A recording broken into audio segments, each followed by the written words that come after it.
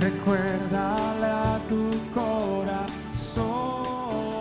Muchísimas gracias por continuar con nosotros. Realmente me place hablar del tema del nacimiento del Señor Jesucristo. Dice la Biblia que el pueblo asentado en tinieblas vio gran luz. Una profecía del antiguo pacto, del Antiguo Testamento. Y se cumplió con la venida de nuestro gran Salvador, el Señor Jesucristo. La venida del Señor no solamente trajo salvación, sino que también trajo luz. Y cuando se habla de luz, se habla de santidad, pero se habla también de conocimiento. Y en lo que tiene que ver con su impacto o con su efecto, habla de influencia. El pueblo asentado en tinieblas fue impactado con gran luz. ¿Y de qué manera fue impactado e influenciado en gran luz? Bueno, tenemos que conocer la historia necesariamente. La historia antes del Señor Jesucristo. Cómo se comportaba el hombre, cuál era su cosmovisión. En el caso de Israel, pues ellos tenían la luz de Dios, eran depositarios de los oráculos sagrados. Era una nación monoteísta, es decir, ellos tenían un solo Dios. Se diferenciaban de las demás naciones. Dios había separado de una manera especial a Israel. En Israel había celebración, había gozo. Y esa celebración, ese gozo se sustentaba en la promesa que Dios le había hecho a Abraham, que iba a ser de ese pueblo un pueblo grande y que a través de su simiente, es decir, a través del nacimiento de Cristo, por medio de esa simiente santa o esa simiente escogida, pues iba a haber salvación para el mundo, para la humanidad, en el sentido de que ya la salvación no iba a estar limitada a Israel, sino que iba a ser una salvación universal, es decir, un llamamiento a todos los hombres. Por eso el Evangelio dice, id por todo el mundo y predicad el Evangelio a toda criatura. Y por eso el Evangelio significa buena nueva de salvación. Pero volviendo a Israel, antes de la venida del Señor, ellos celebraban observando el futuro, es decir, su gozo era en perspectiva. Sin embargo, las demás naciones eran paganas, sacrificaban vidas humanas a sus dioses y especialmente sacrificaban criaturas nacidas del vientre. Es decir, desde que un niño nacía, lo entregaban o sacrificaban a sus dioses. Y suena extraño, porque hoy en día precisamente los más vulnerables son los niños. ¿Cuántos infanticidios? Pero no solamente los niños fuera del vientre, los niños dentro del vientre también eran presentados y eran también sacrificados. La perversión sexual, sí, era abundante. En Israel, aun cuando existían, digámoslo así, ciertas conductas que no agradaban a Dios y ciertas conductas que se toleraban, no obstante, la corrupción no era igual que la corrupción en las naciones que estaban alrededor de esta nación separada por Dios. Había oscuridad, no había norte. En el caso de Nínive, Jonás fue enviado a predicar, se arrepintieron, pero no era lo normativo. En otras palabras, fue una manifestación, digámoslo así, inusual y extraordinaria de la gracia de Dios para Nínive. Hasta Noé, de alguna manera, se escandalizó porque no quería que Dios perdonara a esta nación de Nínive. Conocen la historia en los días de Abraham, de Sodoma y Gomorra. Dios destruyó a estas naciones por perversas. Y las creencias místicas, las supersticiones que existían. Pero esta nación tenía la gracia y tenía la luz. Cuando llega el Señor Jesucristo, entonces todo se transforma y cambia. Su nacimiento maravilloso, sobrenatural. La Virgen, sí, la Virgen concibió como estaba profetizado por obra del Espíritu Santo. Es la verdad de Dios. Los ángeles cantaron, un coro angelical. Y este coro decía, paz en la tierra. Y este coro señalaba a los hombres de buena voluntad. En otras palabras, la venida del Señor trajo alegría y gozo. El anuncio de la venida del Señor y la misma venida del Señor en el cumplimiento del tiempo. Glorioso realmente esto. Pero algo que se debe destacar es la paradoja del asunto. Cuando los magos de Oriente van a presentar ofrenda al Señor, ofrecen incienso y mirra. Usted dirá, para un rey, sí, pero también estaban señalando su partida, estaban señalando su muerte. Es decir, que su venida anunciaba redención y la redención implicaba muerte. Llamarás su nombre Jesús. Óigame usted, llamará su nombre Jesús porque Él salvará a su pueblo de su pecado. ¿Y cuál era la vía para salvar al pueblo de Dios de su pecado? La muerte. Y Cristo tenía conciencia de esto. Él decía, yo no he venido para que me sirva.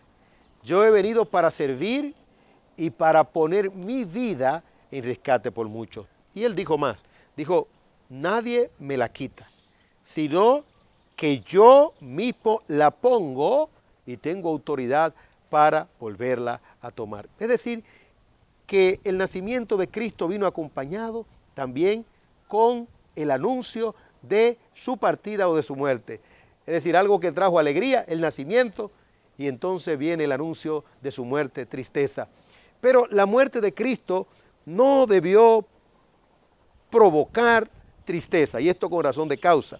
Cuando Pedro le dice, Señor, tal cosa no te ocurra, y comenzó a reconvenirle, y comenzó a comiserarle, Señor, que tal cosa no te ocurra. El Señor Jesucristo le dijo, apártate de mí, diablo, apártate de mí, Satanás.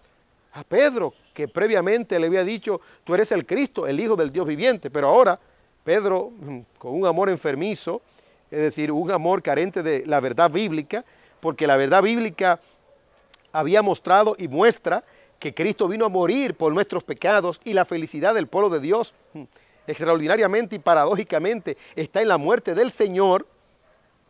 Entonces Pedro ahora le dice, Señor, que no, que tal cosa no te ocurra. Entonces Jesús le dice, no me conmiseres, Satanás, apártate de mí, diablo.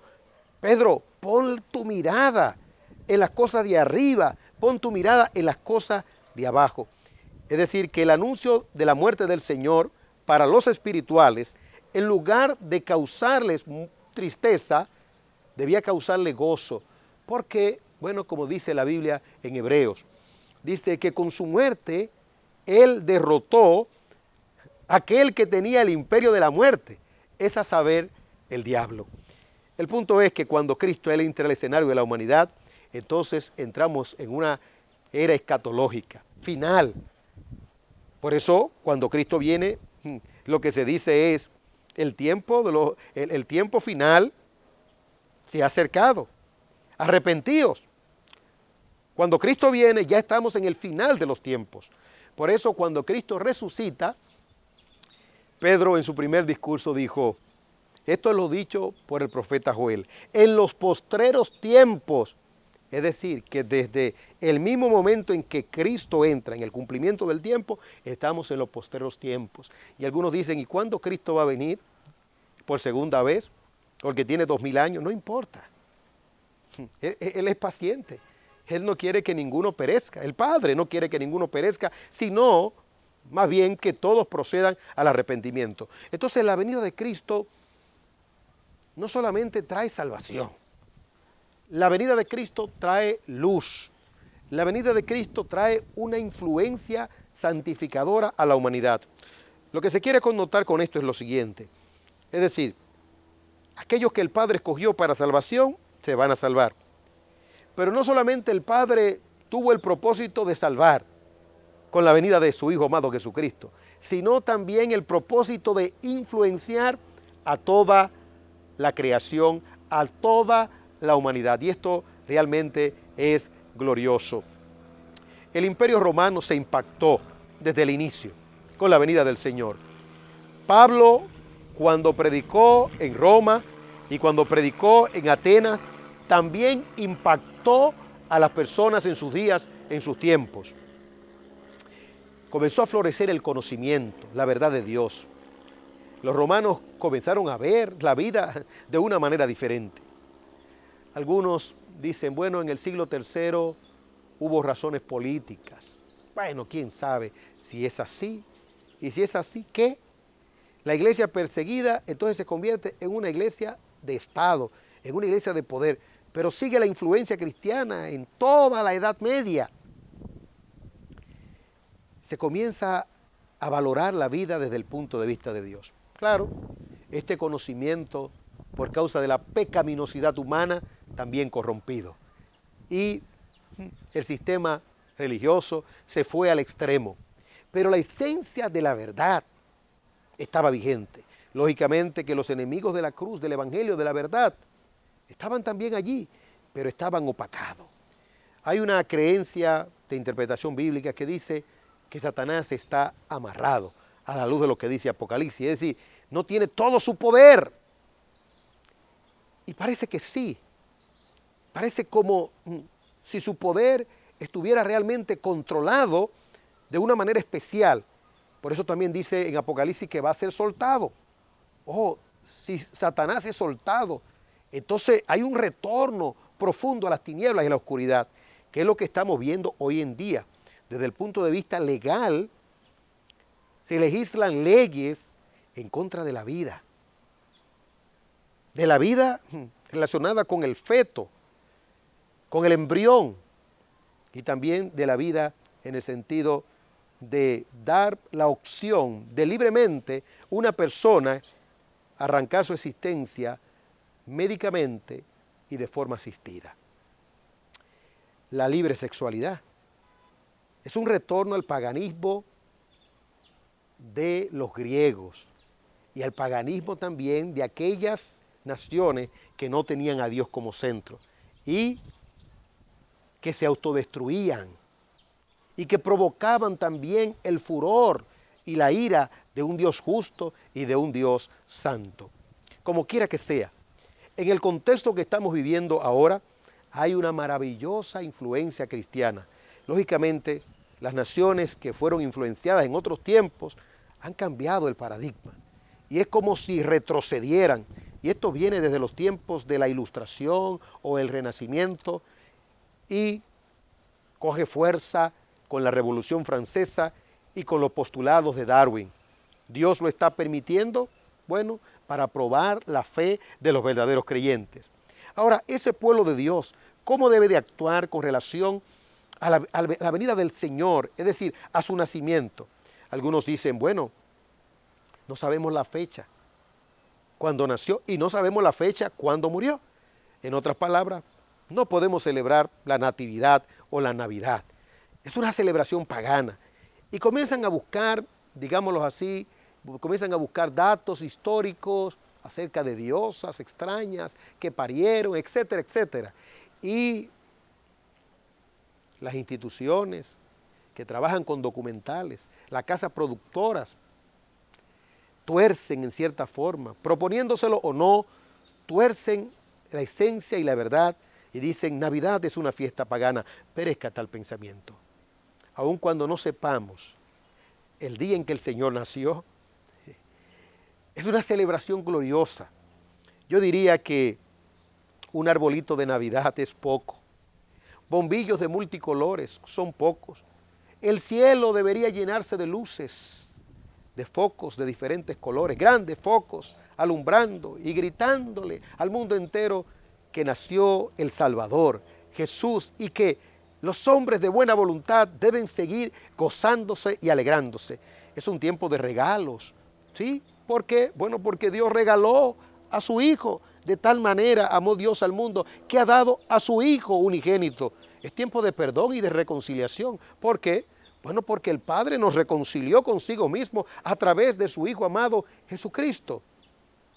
No hay conexión con paganismo. La esencia está en el nacimiento de Cristo. Después de la pausa, vamos a analizar